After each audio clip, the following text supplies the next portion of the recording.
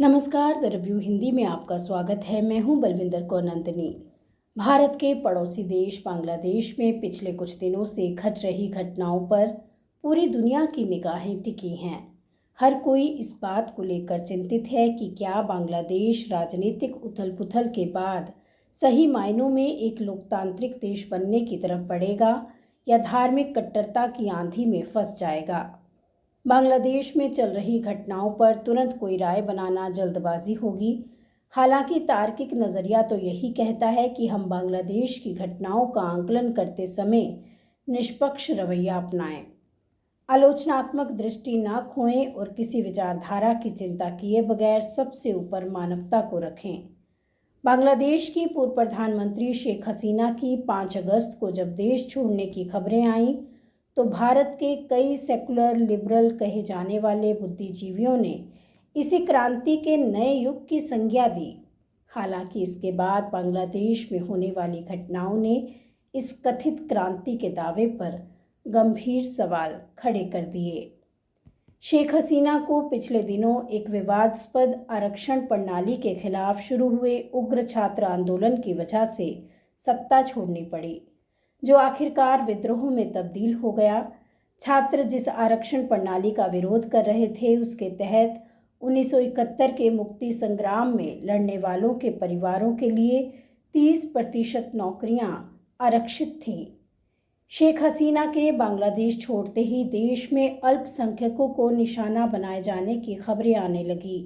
कई media reports में दावा किया गया कि हिंदू समुदाय के घरों और मंदिरों में तोड़फोड़ की गई। हालांकि कई जगहों पर छात्रों और स्थानीय लोगों द्वारा हिंदुओं के घरों और मंदिरों की रक्षा में पहरा देने की खबरें भी आईं। गुरुवार 8 अगस्त को नोबेल पुरस्कार विजेता मोहम्मद यूनुस की अध्यक्षता में एक अंतरिम सरकार की स्थापना की गई, लेकिन सरकार के बनने से ज़मीन पर हालात नहीं बदले।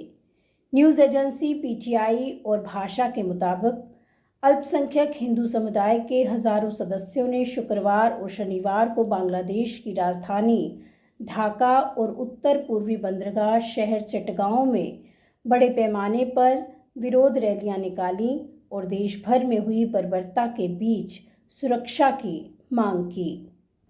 ढाका ट्रिब्यून की 13 अगस्त की एक खबर के मुताबिक Bangladesh national Hindu grand alliance ने आरोप लगाया है कि हिंदू समुदाय को 48 जिलों में 278 स्थानों पर हमलों और धमकियों का सामना करना पड़ा। वहीं अंतरिम सरकार की पहली आधिकारिक प्रतिक्रिया देर से आई। अल जजीरा की एक रिपोर्ट के मुताबिक अंतरिम कैबिनेट ने 11 अगस्त रविवार को अपना पहला आधिकारिक बयान जारी किया, जिसमें कहा गया कि कुछ स्थानों पर धार्मिक अल्पसंख्यकों पर हमलों को गंभीर चिंता के साथ देखा गया है। बयान में इस संबंध में ज़रूरी कदम उठाने की बात कही गई थी। हालांकि इसके बाद से सरकार की तरफ से ऐसे संकेत देने की कोशिश की गई कि वह हिंदुओं की सुरक्षा को लेकर गंभीर है। सोमवार को अंतरिम सरकार में गृह मामलों के सलाहकार सखावत हुसैन ने अल्पसंख्यकों से पर्याप्त सुरक्षा न कर पाने के लिए माफ़ी मांगी। उन्होंने कहा कि हिंदू अल्पसंख्यकों की सुरक्षा करना मुस्लिम बहुसंख्यकों का कर्तव्य है।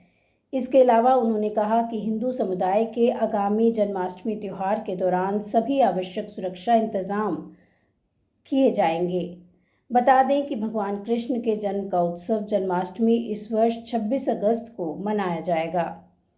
पीटीआई भाषा के मुताबिक बांग्लादेश की अंतरिम सरकार ने एक हॉटलाइन स्थापित की जिसमें लोगों से हिंदू मंदिरों, गिरजाघरों या किसी अन्य धार्मिक स्थल पर हमलों के बारे में जानकारी देने को कहा है।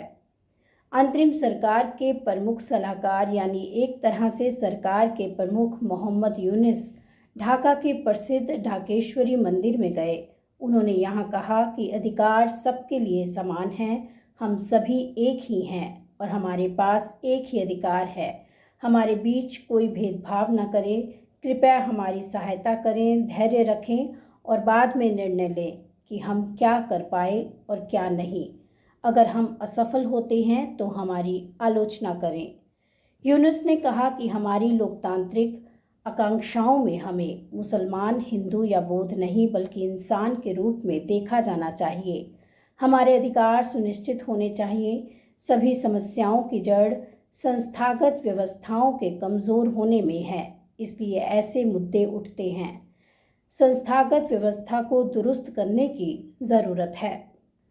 अंतरिम सरकार के प्रमुख यूनुस की अच्छी बातों का तभी कोई मतलब है जब उनकी सरकार ज़मीन पर हालात को बदले, क्योंकि अल्पसंख्यकों पर हुए हमलों ने ये तो बता ही दिया है कि बांग्लादेश में लोकतंत्र और सेकुलरिज्म की जड़ें कितनी कमज़ोर हैं।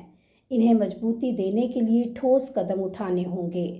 यूनुस और उनकी सरकार की जिम्मेदारी अगर अल्पसंख्यकों का यकीन हासिल करने में चूकती है तो देश में सत्ता का बदलाव एक गलत दिशा की ओर मुड़ सकता है।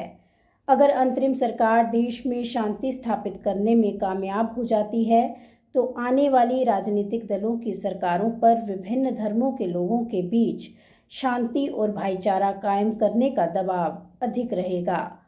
अल्पसंख्यकों की सुरक्षा और उनके साथ भेदभाव न होने देने का आश्वासन किसी भी लोकतंत्र का आधार है।